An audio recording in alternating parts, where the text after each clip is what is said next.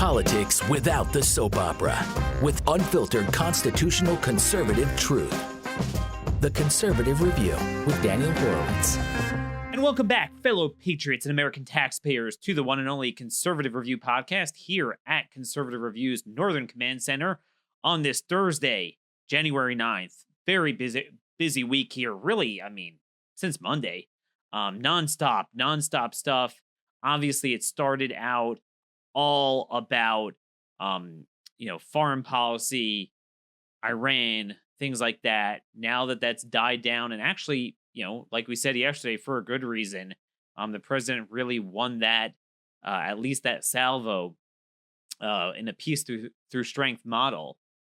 Well, now we're back to the soap opera, and now we're going to be back to impeachment. But where's the leadership on the important issues? We really ran the gambit on yesterday's show, going through just a few other domestic security issues where Trump could take his same winning message on Iran and use the same winning tactics he used against the mullahs he could use against his domestic political adversaries. And we talked about a little bit with sanctuary cities, criminal justice, all these crazy things that places like New York and San Francisco are doing, what the president could do at a federal level, both in terms of legislative priorities, DOJ priorities, and the bully pulpit, if nothing else, as Reagan used, particularly on the issue of crime. But we talked a lot about some of these criminal stories. I have a stack of papers in front of me today that I printed out. And this is just a smattering of what some of you send to me, some of what I see, of just the most insane cases of people barely serving time for the worst offenses, despite, endless rap sheets. And it goes on and on. Yet, where's the voice? Where is the voice of the people? I'm hearing that there are still other avenues into the White House pushing more and more leniencies. I even hear Oprah Winfrey is involved. That's from my sources. We'll see that in the coming days. But it's very hard to find voices that are actually looking at this from the other perspective. As Reagan always said, the system seems to fail the victims of crime, and that's really a failure of government. So one of those voices we've had on before, Rafael Mangual, he's the Deputy Director of Legal Policy Studies at the Manhattan Institute. He also writes for their City Journal, terrific publication, a lot of really good articles there. He's a columnist at the New York Post. He's written a lot of good stuff on New York and Baltimore, what's going on there. I want to see, what's the latest in these cities and what we could learn not to repeat, and what we need to combat in the rest of the country. So with no further ado, Rafael, great to have you back. Thanks so much for having me on, Dan. So everyone really loved your substantive discussion we had on a couple weeks ago, and I wanted to kind of continue a lot of what we've seen. I know you have an article out right before New Year's about Baltimore, very close to me. Very interested in that. But I want to just take a broad step back. I just recorded a half an hour show with another conservative host asking about the First Step Act and nonviolent offenses. I spoke yesterday. These are guys that are within my movement, and what I am shocked about is typically in policy, when you have something that is being pushed, it's like, well, maybe there's a kernel of truth to it, but you're wrong. You went too far. What I am starting to see the last couple years, but really accelerating recently, is that the truth is the exact opposite of what they're saying. In other words, forget about the drug stuff for a minute, that the federal prosecutors only target those that are really gang members. They have long rap sheets. They're often even initially arrested for bigger crimes, plead down. It's just a tool used since Reagan to get them off the streets. I'm talking about straight up murder, robbery, child sex offenses. Every day, I have a litany of cases here that serve no time. What am I missing here? Well, you're not missing a lot. You're sort of spot on the misconceptions that are driving this debate. And I think when this conversation started, and it should have started, right? I mean, our system is not perfect. There is no human endeavor that is perfect. There was sort of a kernel of truth to the underlying concerns that sort of opened people up to the idea of reform. But what happened in that case is what tends to happen generally when you talk about these things, is that kernel of truth starts to kind of get thrown in the microwave. It pops up into this thing that's much, much bigger than what the situation is in reality. And people, activists, journalists, sort of run with the things that are most conscious shocking. That ends up becoming the new truth, and then it informs a whole bunch of really consequential policy shifts. And I think that's what we're seeing in the criminal justice space, where you've got all these, really far-reaching reforms and proposals for much further-reaching reforms than, what the situation on the ground would dictate, which is, reforms at the margins to address the kind of inefficiencies and much smaller problems that don't actually characterize the system as a whole. But unfortunately, that's what we're working up against. So one of those places is obviously in New York. We talked about this before it was fully enacted.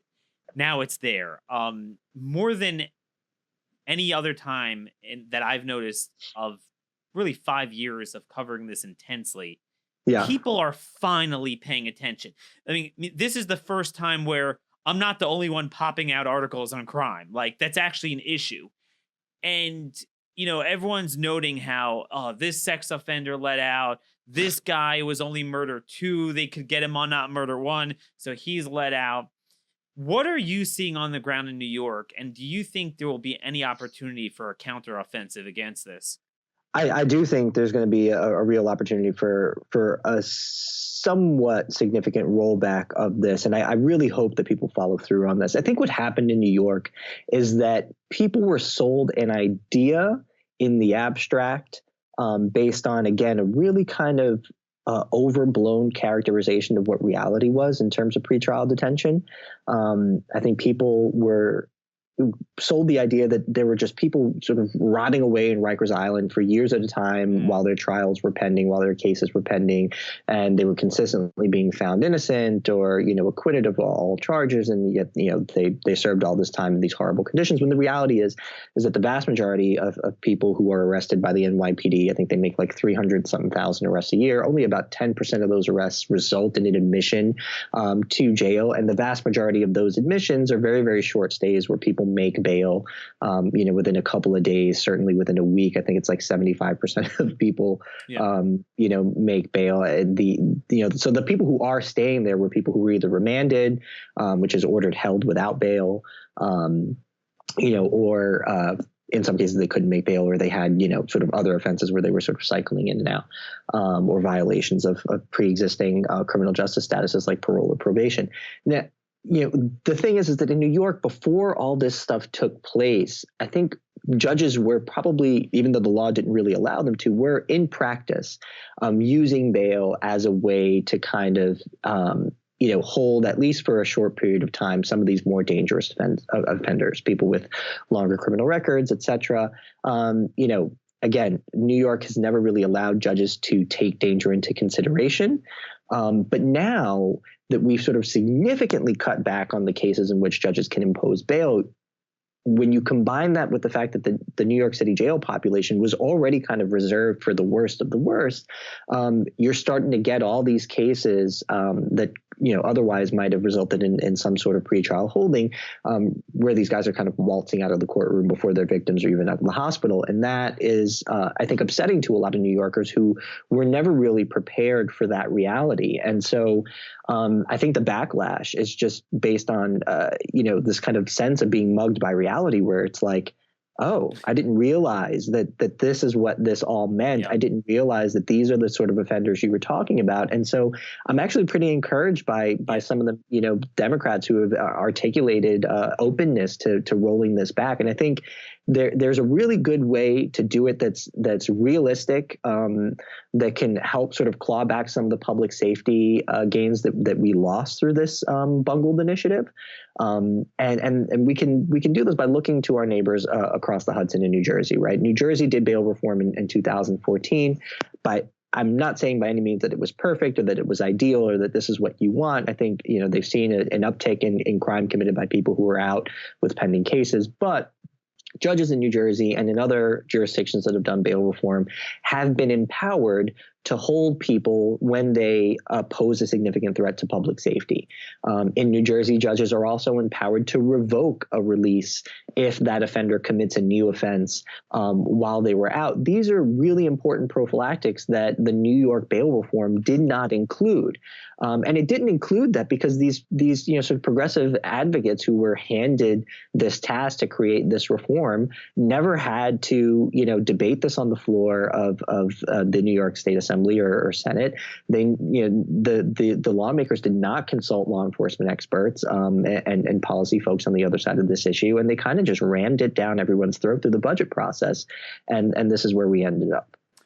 So one of the things that I find interesting about the issue of bail is, again, what bothers me is too often, even in conservatives, they're led by the left, they're led down the garden path to focus on this little squirrel. But you have to stand back and say, hey, what's behind the bushes? Where are you coming from? Where are you headed? Right. You look in totality, and you're seeing it up and down the system. It's the war on the police tactics. It's the prosecutions. It's evidentiary standards and increasing more loopholes that ensure that already the majority who plead down were forced to take even more pleas. Early release, reduced sentencing, and then pretrial. So, you put it together and there's, well, okay, maybe we don't hold them, but if you're going to get convicted, you're going to get slammed. Maybe there's more of a deterrent, so it's not as much of a public safety problem. But no, it's all of it together. You mentioned New Jersey. Let's go through one of these cases. Very fascinating. This should be national news, but it's not. We had 2 high-profile shootings in the same week. The Jersey City gunman, that guy, Keith Thomas, who is part of that Hebrew Israelite church. Right. I'm sorry. No, it was another guy. And then Keith Thomas, the guy who shot Kinnaman, the guy who shot up the Texas church, but wound up in New Jersey for a few years or a period of time. So I profiled both of them. So the Jersey City shooter had a bunch of arrests, several felony firearms, domestic violence, twice in Ohio, as well as maybe New Jersey too, couple of aggravated assaults resulting in bodily injury. I could not find any significant prison time in his record, and he was out. But what came out in New Jersey, some New Jersey media earlier this week, that Keith Thomas Kinnaman, the Texas shooter, the West Freeway Church of Christ in White Settlement, Texas, this guy, now I chronicled he had about 12 arrests in Oklahoma, Arizona, and Texas. Lots of serious felony assaults. Again, I could not find more than 90 days time served throughout his entire record. Firearms charges. But then we saw at the time there was something in New Jersey, but New Jersey is very tough to get the records, but they got it here in New Jersey, 101.5. They say that he was caught with felony possession, a 12-gauge shotgun, the same kind that he used 3 years later in the shooting, but he wound up getting downgraded to some low-level misdemeanor that had nothing to do with firearms, and he didn't serve time. Right. I am seeing this really as the story of firearm stuff that Reagan talked about all the time. Firearms and drugs is really the linchpin to a lot of this. Yeah, no, it really is. I mean, I wrote a piece a while back for City Journal, which you kindly mentioned in the intro, basically asking the question, are Democrats really serious about gun crime, right? I mean, we hear so much of this, especially, from major presidential candidates, including Mike Bloomberg now, how gun crime and gun violence is such a national issue and such an important thing to tackle. And they've got lots of, policy ideas on the gun control side of things, but no one ever really pays attention to the reality that, this country saw a huge reduction in gun crime, driven largely by a reduction in New York City, that was achieved through policing and incarcerating serious offenders. And it's a giant misconception that drives a lot of this discussion that, our criminal justice system is overly draconian and characterized by these long sentences that are handed down like candy. And the reality is that, only about 40% of felony convictions result in a post-conviction prison sentence. I know that's shocking for a lot of people to hear, but probation, time served in jail pre-trial, home confinement are all much more likely sanctions. And then when people actually do go to prison, the amount of time served actually tends to be relatively short. I think about 40% of all people who go to prison are out within a year or close to that number. I mean, and that's often very serious things. Very serious. Right. We just had a case in Oregon we covered, rape of three teenage girls. The guy was sentenced to 14 years, and the estimate would be you'd only serve maybe 7 to 10 months. And, you notice a lot of times you read the arrest warrant and it sounds pretty bad, right, but ultimately it's second, third degree rape. And to the average person, it's like, what's the difference? But that, that's what often gets them very small sentences. And I'm not talking about drugs. I've almost stopped even covering that, although that's important. I'm talking about rape, robbery, murder. There's tons of them, and that includes multiple offenses. Like you said, even murder 1 sometimes, and certainly murder 2, less than 10 years for a lot of them. Some of them do still serve a long time. A lot of them don't. And my problem is, where's the balance of equities? Like you talked about reform. My problem is not just that they went too far, that they took the kernel and put it in the microwave. It's that, well, you're focusing on the kernel, but what about the rock? I mean, you could show me 5 stories of guys who really reformed and whatever, and they're serving a long time, but I could show you, let me introduce another piece of evidence in this case, get your comment on it. Yesterday, we talked about the case of this dude, Deshaun Garrison in Atlanta. Mm-hmm. And this guy, by the age of 17, had 12 arrests, bad stuff. The last one was in May for carjacking, and I think with a weapon. And he stole, and it was vehicle theft. He was let out on $17,000 bond 2 days later. So again, freeze frame to speak to your point, even without New York's like infamous law, the culture and policies and a lot of the county courts has really been oriented towards low bail, no bail, even without this. He's let out. 2 days later, he's arrested for grabbing a female jogger. I mean, this is the worst type of case. This is at its core why we have government, to protect our liberty. I mean, what I mean to say is it wasn't like a domestic violence. I mean, totally nothing to do with him. Grabbed her, raped her, and it must have been really bad because he was also charged with aggravated assault by strangulation, battery that caused substantial physical harm. It was a pretty bad one. She said anonymously, her name wasn't put out, that she thought she was going to die. Someone wound up intervening, a good Samaritan. So, okay, finally, this is what it takes. He shouldn't have been out. And this happened. He's held without bond. Just this past month, a couple months later, the Fulton County Superior Judge decides to grant him $50,000 bail. Wow. I mean, and this is not unique. It really isn't. Right. Yeah. No, it's not unique. A lot of our very serious violent crime across the nation is and has long been committed by people with active criminal justice statuses. Right. And more than a third of violent felons commit their crimes while either on probation, parole, or out on bail or bond with a pending case. That portion that commits it while on bail or bond with a pending case is about 12%. Which is not an insignificant number at all. I mean, especially when you consider that whole pie, that more than the third pie. I mean, these are definitionally avoidable crimes, right? These are people that we have a legal justification to incarcerate. We've chosen not to incarcerate them as a matter of policy. In some cases, we're directed that way as a matter of law. But, again, these are all policy choices that we're making. And I think you're right.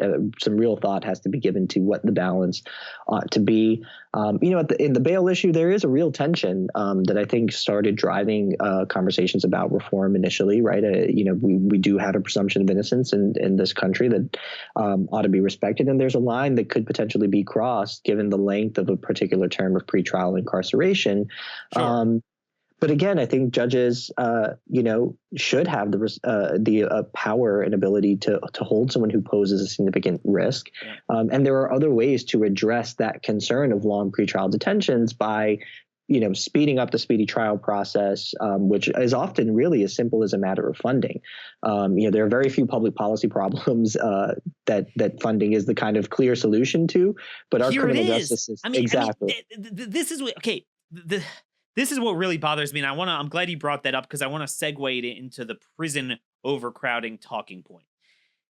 Like I always say, if you're at a very busy street that doesn't have a light and you're making a left turn, one thing that's not an option is to say, I've waited long enough, I'm troubled by it too much, I'm going anyway. Right. Okay, you could try to petition for a light, you could take a different route, but what's not an option is to kill yourself. Right. But somehow that's the only option that's taking place. It's always jailbreak. It's always release. It's like we never have problem throwing money at everything. But somehow when it comes to this, they made a decision conveniently, no more funding for enforcement, whether it be trials, whether it be prison population. So let's go on to prison population. So a big part of what they're talking about is overcrowding. Now, again, show me an individual that you feel doesn't belong in there in an individual level. We'll talk about it, but then I'll show you 500 other people that do belong in there. So fundamentally, don't tell me there's too many people. If it's overcrowding, then build more prisons. But they conveniently don't want to do that because it's about jailbreak. But is there more to it? One of the things that bother me about that talking point is typically when you talk about a crisis in policy, it means that you're at the pinnacle, you're at the peak of a trajectory. But if you look at the prison population, in almost every state it's down. Federal level it's significantly down. Many states like Maryland, it's down close to 30%. It's more of a problem now than 10 years ago. No, and to be fair, these conversations are not new, right? I watched a debate not too long ago that took place in 1994, hosted by William F. Buckley on Firing Line, where the tone of the conversation and the topics being discussed were almost identical to what we're discussing now. So, and if you read James Q. Wilson's Thinking About Crime, a lot of the arguments that he's addressing in that book are the arguments that are continuously made by decarceration advocates now. But I think you're right to point out that, the policy solutions to some of these problems are often a one-way ratchet, right? We hear a lot about how, prison and jail stays can be criminogenic, which is to say that, the conditions within those facilities can make people more prone to criminal activity later on in life, either, by exposing them to traumatic experiences or sort of normalizing violence in their psyches. But again, there are other ways to combat that, right? Prison overcrowding can be addressed by building more prisons. Yet we have a no new jails movement here in New York, and lots of places, New York, California, have been cutting capacity. So again, making prisons more spacious and more abundant is a way to potentially not only make them safer, but make them more conducive environments to rehabilitation. I don't think that the solution should always be decarceration, especially because those are not cost-free endeavors, right? This is the thing that often gets left out of the conversation, which is, there's all this focus on the cost to the individual that's incarcerated. And, again, they're entirely entitled to consideration in public policy discussions, but we also have to consider the fate of communities and the potential victims within those communities that suffer from the presence of these people outside of prison and jail walls. And that's a real thing. There is no better way to sort of prevent crime other than incapacitation. There are certainly rehabilitation programs that have shown some promise. A lot of those rehabilitation programs, though, however, have significant selection bias, which is to say that, the people who are showing success within them usually have other markers of likelihood of success, right? They seek out those programs. They have to apply. And guess who's not in those? The people in the pipeline who are the most violent. That see, this is what bothers me about that whole discussion. You and I both know, as much as we're law and order people, you could go and grab individuals, especially if they're over the hill of the criminal age and they're older, rotting in prison. Even if they committed murder one, I could be fairly confident that that individual, if I let him out, he's not going to commit murder again. I could be fairly. There are people like that. Oh, there are lots of people like that. I mean, the data on this, again, people definitely age out of crime, but they don't age down to zero, which is key, right? I mean, just yesterday, there was a 93-year-old in Las Vegas who shot a property manager twice because he was upset about a leak in his apartment. So no, and that's the thing. Some people, it never ends, but I'm making a different point. Sure. You're right. A, it doesn't go down to zero, so you certainly can't take that risk. B, there's the justice issue for the victim. But I'm even more important. My big thing is number 3.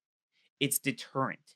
The problem that we're seeing is all of the people, not just 17, 18, 19, 20, but now already 12, 13, 14, that are seeing the people in front of them. And you're seeing all these people that they let out under the guise of let's have these programs. But nonetheless, what they're doing is reducing prison time. It's not deterring the worst of the worst. And that's what we're starting to see. And I want to segue that discussion into juveniles. So I just mentioned to you the Atlanta case. The other aspect of this is the guy was 17. And that probably plays a big role in why, despite the horrendous stuff the guy did, he was offered bail. Reagan talked about this at length. He talked about, again, when you talk about the balancing of equities, the need to have, okay, we could discuss some of your grievances, but what about our grievances? What about the areas where we need to be tougher? Again, Reagan was the first person that I know of to use the word criminal justice reform. It was a Criminal Justice Reform Act of 1981, and that meant something very different. It was dealing with juveniles. It was getting rid of the exclusionary rule. And it was the insanity defense. Those were things he banged away at on all of his radio addresses for many years. So let's try to go through some of them juveniles. If you look at Reagan's commission for victims of crime, and I love the name of it. He was very into that. You could see it online again. You Google it. The recommendations. This is recommendation 5 of the recommendation PDF. Page 51. If you haven't seen it, you should take a look at it, Rafael. It's just unbelievably prescient.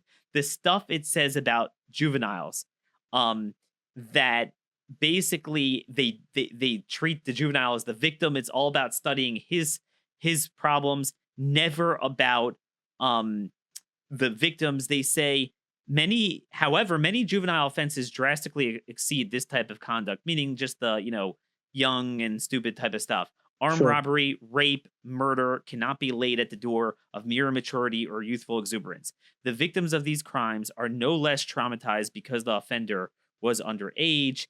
And they go on to say a substantial proportion of the violent crime in this country is committed by juveniles. A substantial portion. Already, this is in 1982, who are becoming more violent at an increasingly early age. I'm reading this from 1982 and thinking, like, you look at Tessa Majors, the college student in Manhattan, 13 and 14-year-olds being arrested. And where I live, you wrote a lot about Baltimore. I live just on the county side. Everyone knows the city set a record murders per capita. What a lot of people don't realize is Baltimore County saw an 85% increase in homicide this year, all-time record. What we see in my community, we don't get the homicides, endless carjackings now. And you want to talk about cost to victims. I have a lot of stories about uncompensated crime, big problem. All of them are juveniles. They often have weapons. They often have 5 felonies.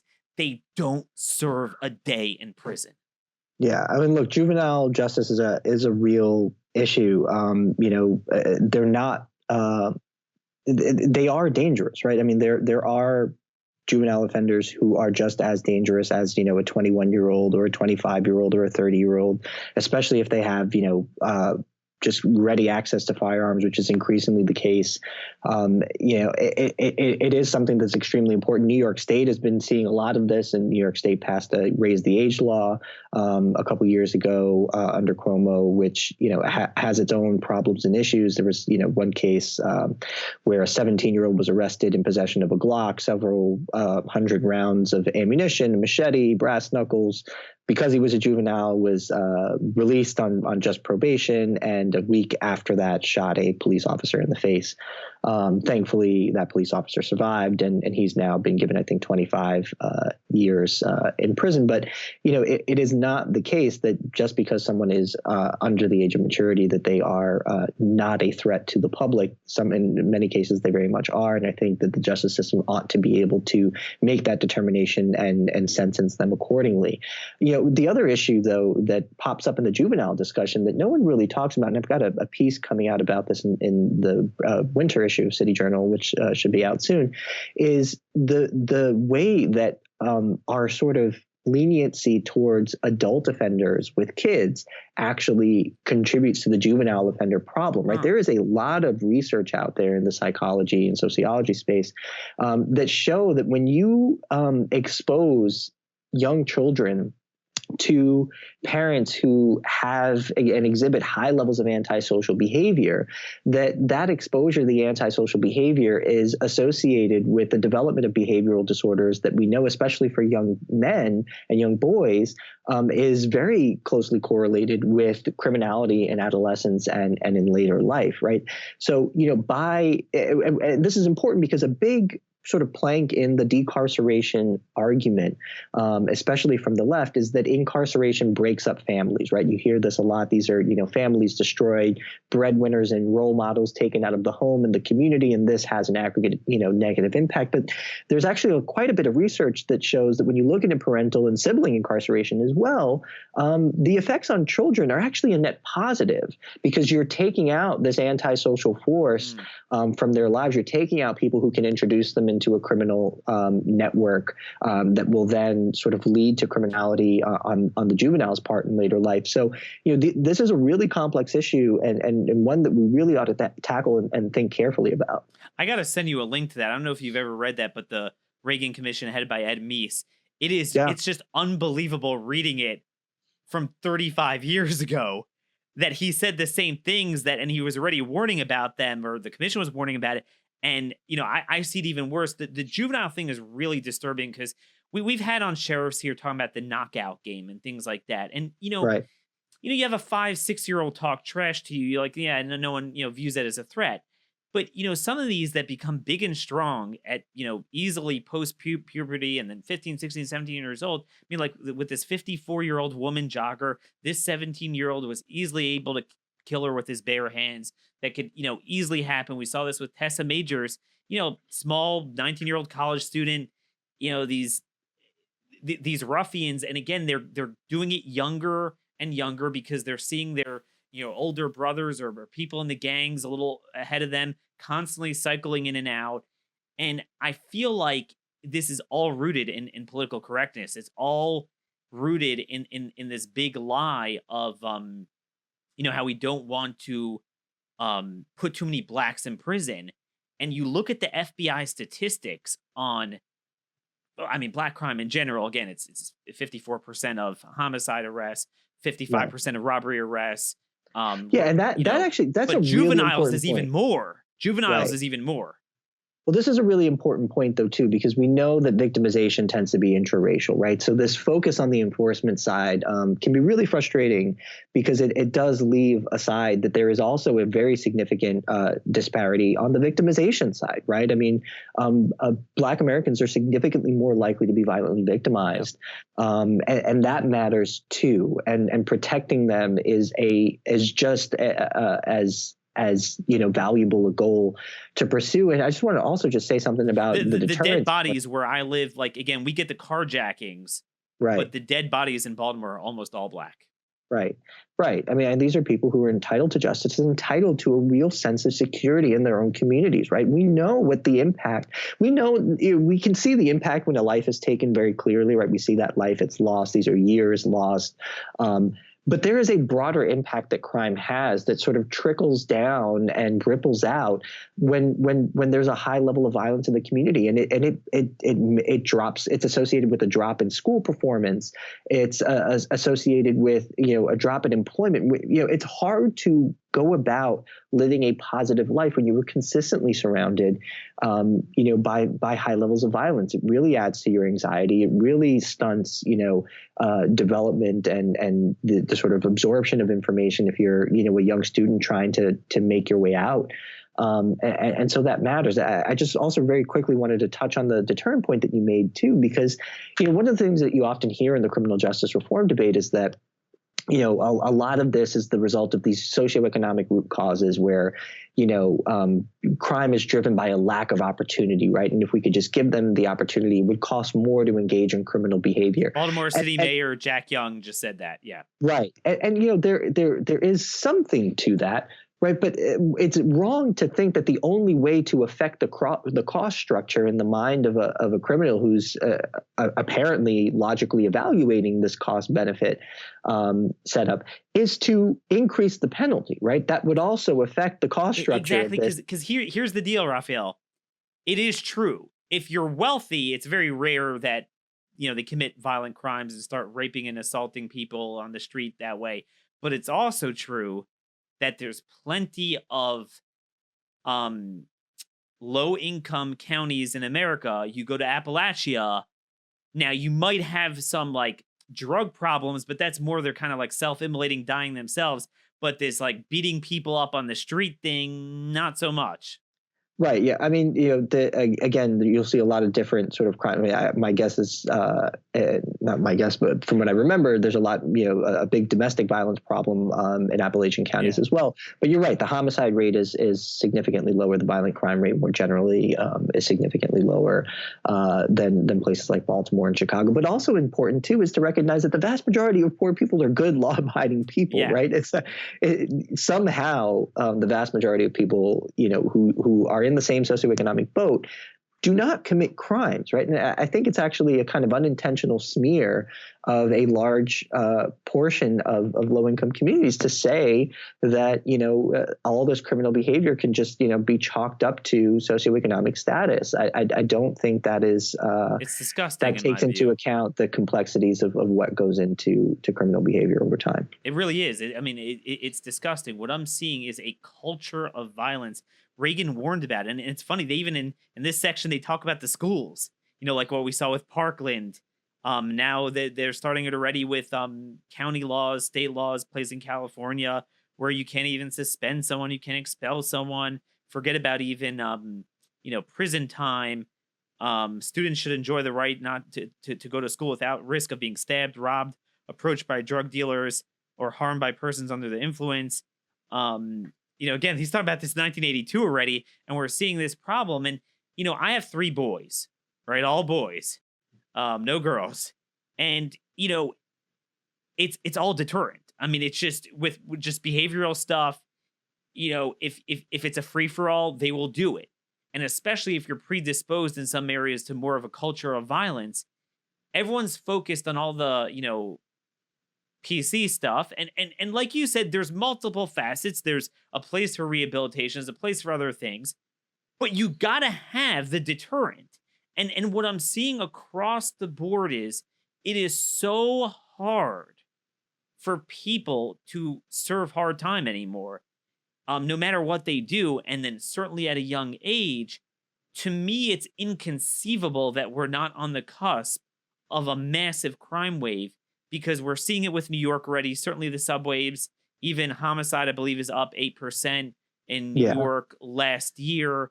I will say, though, about New York, I'm probably more skeptical than you are that we'll see a crime wave, at least in the immediate future, right? Like one of the things. But aren't we seeing it already? I mean, on the subways, we're seeing a significant uptick in crime, but it's a significant uptick from a very, very low point, right? So there's a lot of room between where we are now and the point at which but that's a big problem. I mean, sure, no, I'm not saying it's not a problem. If I say there's a significant uptick in the or downtick in life expectancy, oh, but it's still not at the 1920s. Well, dude, I mean, we've actualized all this for a reason. You know, Sure. we should gate it with the technology. There's cameras everywhere. Gone are the days where everything is unsolved. I mean, we still have that, but it's like we catch these guys. The point. That's exactly the point that I wanted to make, right? A lot of communities now, by virtue of a host of different factors, technology, population growth, demographic shifts, a lot of communities are less vulnerable to the sort of high levels of crime that characterized the 80s and 90s. But that does not mean that we're not eroding away progress that was made in that interim, and that we're not reaching our full potential. And that should matter just as much. Sure. And obviously, Baltimore, you wrote about it. I want to tell everyone to go to the New York Post, The Bloody Toll from Baltimore, Chicago, Soft on Crime Mindset. You talk about those cities mainly. But again, if it were just those cities, and I understand those really are a crime wave, they're really in absolute terms, especially Baltimore in absolute numbers. Really, I could say just it started to get like it was in 1990, 91. And now I think Baltimore has exceeded its peak. And now it's exceeded its peak. But what disturbs me is I'm seeing this in almost all 50 states to some degree. Let's take Atlanta. So I mentioned, Georgia, Atlanta. This is very disturbing. This isn't a red state, but nonetheless, according to Atlanta police, in one police zone they call Police Zone 5, this is Midtown, they had an 11% increase in robberies, 36% increase in thefts this year, or 2019 over 2018. And if you look at a recent report from the Atlanta Repeat Offender Commission, interesting, they say in 2017 and 2018, just 23% of repeat offenders arrested by Atlanta police were sentenced to any degree of confinement by Fulton County Superior Judges, just 23%. Right. That's a decrease of nearly 14% from 2016. The most common sentence issued was time served. Right. And then now, keep in mind, more and more are getting out pre-trial too. Right. So, I don't know. I mean, to me, that looks like it's very likely we are headed to an upward trajectory in a lot of places. Sure. Yeah. I mean, and look, there are a lot of places that are approaching their 1990s peak, if not exceeding them. Baltimore is one of them. Chicago moved a lot closer to it in 2016, although it's been sort of being pared back a bit, though the levels are still very much elevated from where they were in 2014, let's say. But there are other cities around the country, too, where this is a real problem. St. Louis, New Orleans, Detroit, Cleveland and Cincinnati. There are areas in those cities that are just really, really problematic. Louisville, Kentucky is another example. Alaska. Right. Yeah. I mean, so again, I think it's wrong to kind of aggregate things at the national level, especially, and say like, hey, we're still at a near 25-year low, which is a talking point that a lot of decarceration activists like to point to. And that's true. But that doesn't really matter to the person who's living in a really high crime neighborhood on the south side of Chicago. Right. I mean, the talking about crime in the aggregate is kind of meaningless because you don't experience crime in the aggregate, right? You experience it where you live at a given point in time. And if you live in a really bad neighborhood or dangerous, part of a city, what you want is to feel safe. And that means enforcement. And, so it's not just the safety, decrease that we get from decarceration, but it's also how that contributes to enforcement trends and attitudes among law enforcement communities. And I think Atlanta actually is a really good example of this, where the chief there recently announced that their police department was not going to engage in a big chunk of high-speed chases now. In part because the calculus of whether it was worth engaging in that chase has now been changed by the sort of incarceration practices, where it's like, why bother putting the public and the officer at risk of a high-speed chase if when you catch that person, they're just going to be sort of cycled back out onto the street. And, again, I'm not sure that's a really good thing. And I do think it's important to sort of take into consideration how these incarceration trends are affecting the morale of law enforcement institutions, which can also have a significant impact on crime. I mean, again, in Baltimore and Chicago, those are two really good examples of how when police activity really goes through the floor and decreases, it can drive crime in and of itself. I think in Baltimore, police-initiated stops have gone down like 70% between 2014 and 17. That's a big drop-off. And in Chicago, we know that the decrease in police stops in 2015 and 16 led largely to the murder spike of 60% that we saw that year. So these are all really important and complex issues. You get punched from both sides. This is the Sure. important thing why you have to look at this in totality. Oh, Right. prison reform, bail reform, but police reform. Well, wait a minute. There's one thing you say, hey, let's do something different here, but we're going to go tough here. But you don't have the front end, back end. It's all this. The slide is all going down to the same location, and there's a very clear agenda here. Another place you look at is Oklahoma. Oklahoma. I mean, this is a state Democrats haven't carried a single county since 2000, and yet, I mean, they've gotten very into jailbreak because of the stigma of having the highest, per capita incarceration rate. All right, fine. Okay, you're upset about that. So they started practicing a lot of what San Francisco, I mean, ironically, Oklahoma, San Francisco did in this state question 780, downgrading theft, downgrading the drug crimes. We talked a lot about the real violent crimes, but the low-level stuff does make a difference too, because Sure. Here's the deal. What we're seeing there, and I'm just looking through some of my notes here.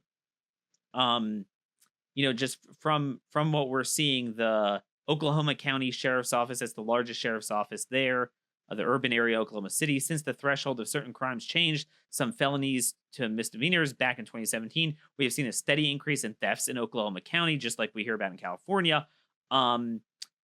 Basically, according to the Oklahoma State Bureau of Investigations, larceny crimes increased by more than 7% in the state's most populous county. Statewide problems with retail theft continue to rise. Mark Mayer, spokesman for the sheriff's office, observed that it's basically just a free-for-all right now through portions of Oklahoma County. They understand the law and even take calculators with them to make sure they are stealing less than $1,000. Yeah. And then again, Oklahoma now, if you Google it, they have a big drug problem, they have a theft problem, they have a homelessness problem. And then finally, I ran the FBI uniform crime numbers. Like most states, crime plummeted from 1994 to 2015, but violent crime statewide is now up 12.3% since the low point of 2014. Aggravated assaults up 17.7%. Murder rate rose 35%. The numbers are even more pronounced in Tulsa Metro. Right, which has a big gang problem in Tulsa, by the way. I mean, what the heck? So when I speak to my colleagues, they're like, yeah, New York, de Blasio, Cuomo. Well, Republicans are adopting this in red states. Yeah. Yeah, no, I mean, look, there's a lot of, again, I think they're probably coming at it from a bit of a different angle. I think, a lot of the conservative support for some of this sentencing and prison reform has been driven by a concern for cost savings. Incarceration is expensive, but, to my Theft mind, is expensive too. Sure. Yeah. And to my mind, though, criminal justice enforcement is one of those areas that really is a core government function that we ought to be spending on. Right. I mean, I think what's happened is, because of the increase in spending in so many other non-core government functions, has kind of crowded out the money that's available for serving this really important function of government, which is why in a lot of cases you have this sort of backlog that drives longer, pretrial detention periods, that drives, decreases in speedy trial compliance, et cetera.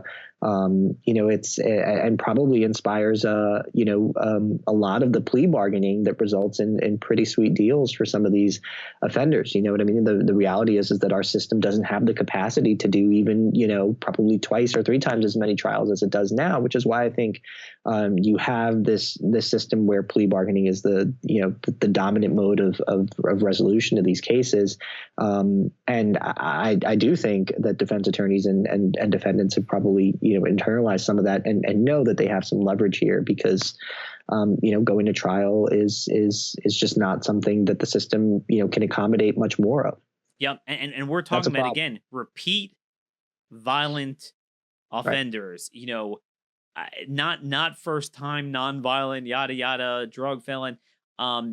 that is the rule, not the exception. I would love to get new data on that, on what percentage plead down, given offense, given a state.